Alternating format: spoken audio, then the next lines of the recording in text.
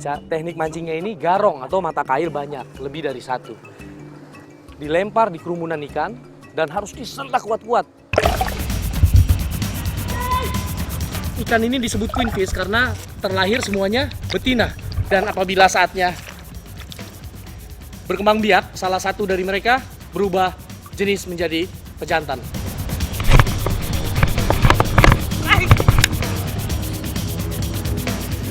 Keren! Tarikannya!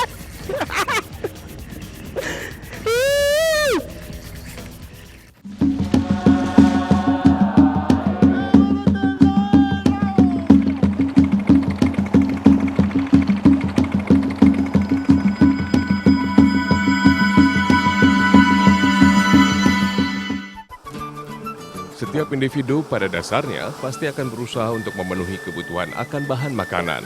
Dalam melakukan usahanya tersebut, tingkat kesulitannya berbeda-beda antara wilayah yang satu dengan lainnya. Sementara ada yang harus bersusah payah, lainnya hanya dengan sedikit usaha. Salah satunya seperti yang akan saya datangi sekarang, berlokasi di distrik Waigeo Selatan, tepatnya Kampung Saporkren. Kelebihan di Kepulauan Raja Ampat, masyarakatnya gampang banget cari ikan. Dari pagi, siang, sore, di ujung dermaga, ikannya full. Nah, itu tuh caranya tuh. Bertempat di ujung kampung, warga mencari ikan untuk makan sehari-hari atau digunakan sebagai umpan mancing ke tengah laut. Banyaknya ikan yang berkeliaran di sekitar dermaga karena masih terjaganya ekosistem terumbu karang dan cara tangkap ramah lingkungan. Jadi dari pagi sampai siang, tapi ketika siang sudah mulai menjauh. Nanti sore dia kembali lagi percis di bawah dermaga. Nah, itu yang paling gampang untuk diciki, istilah orang di sini. Masyarakat sini bilang ciki. Ciki itu tarik sekeras-kerasnya. Walaupun setiap hari kegiatan mancing warga dilakukan, namun tidak terjadi overfishing. Karena selain alat tangkapnya masih sangat tradisional, kebutuhan ikan pun dibatasi. Artinya, warga hanya mengambil seperlunya saja. Kesepakatan antar warga ini memiliki makna untuk tidak bertindak serakah terhadap alam dan lingkungan. Ikan target mancing dermaga memang tidak menyasar ukuran besar, maka teknik mancing yang dipakai juga sedikit berbeda. Teknik memancing ini tidak memakai umpan sama sekali, hanya tali pancing dan kail bermata 4 buatan sendiri.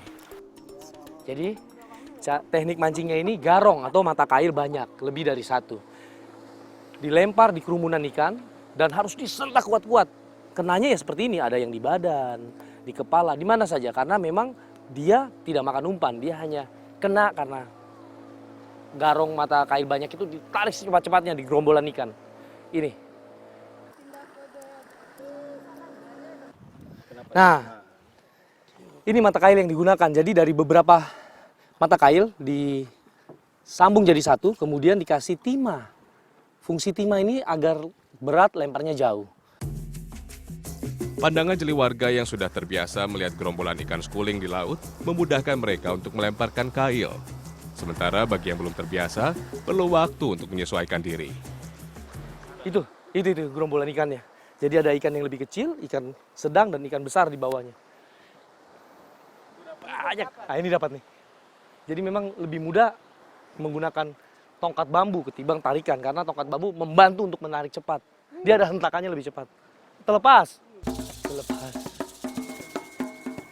Rata-rata hasil pancingan termasuk jenis ikan kembung. Bedanya terletak di bagian mata yang lebih besar jika dibandingkan ikan kembung di Jawa. Warga mengenalnya dengan nama ikan oci.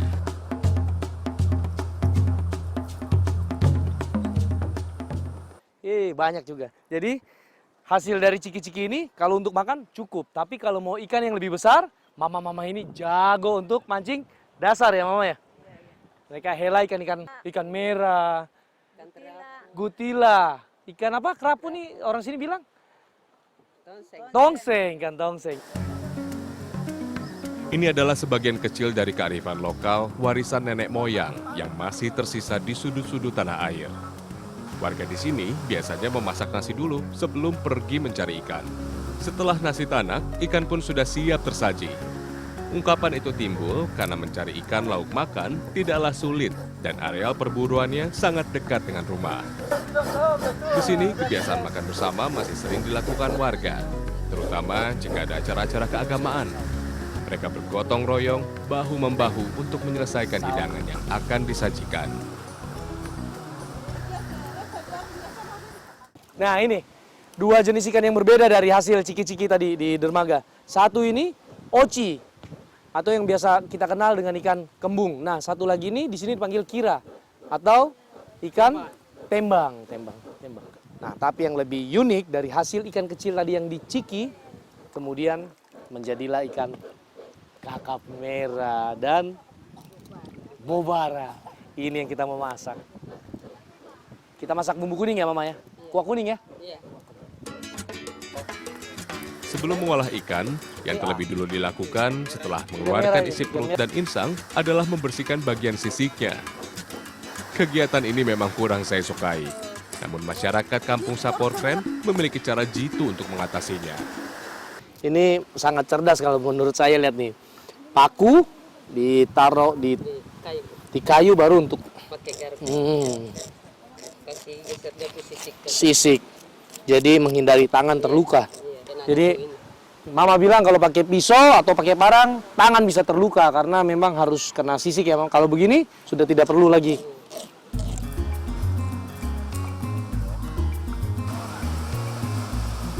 Kuliner khas Indonesia Timur yang satu ini memang sudah sangat sering saya santap. Namun ada hal yang berbeda ketika melihat mama-mama menambahkan santan ke dalam wajan. Ternyata kuah kuning di Raja Ampat sini berbeda pakai santan. Kalau pakai santan gini, setahu saya ini seperti gulai. Jadi diambil santan tuanya. Yang tuanya. Tanpa santan juga ada. Oh, yang ini yang pakai santan. Tapi tetap dibilang kuah kuning. Kuah kuning.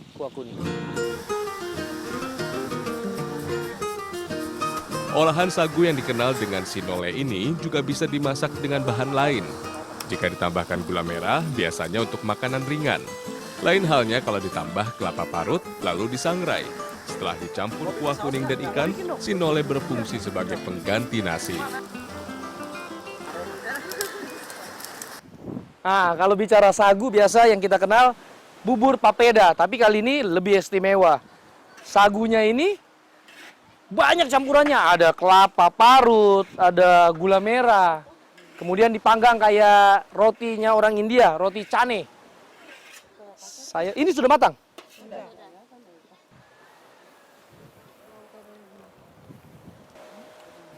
Rasa sagunya tersamar dengan gurihnya kelapa dan ada manisnya dari gula merah. Tapi tetap ada sagunya, maksudnya kenyal dia. Kenyal. Mama-mama di sini mau bikin kuah kuning dan yang satu ini katanya mau dibakar. Saya mau bikin masakan yang berbeda dengan warna yang lebih cerah, merah. Nanti saya akan ajak mama-mama makan. Kebiasaan lain saat berpetualang, selain mencicipi kuliner khas suatu daerah, adalah saling bertukar resep makanan. Dengan begitu, warga lokal akan ikut merasakan jenis makanan baru yang sangat jarang dicoba. Biasanya untuk mengentalkan digunakan air sagu, tapi saya menggunakan telur agar sausnya lebih kental, bisa dicocol sama roti.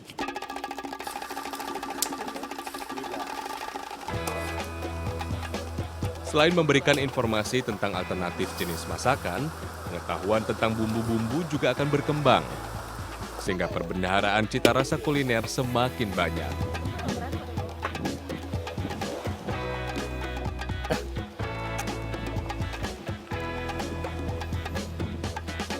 Ikan ala wild fishing, ini baru keren.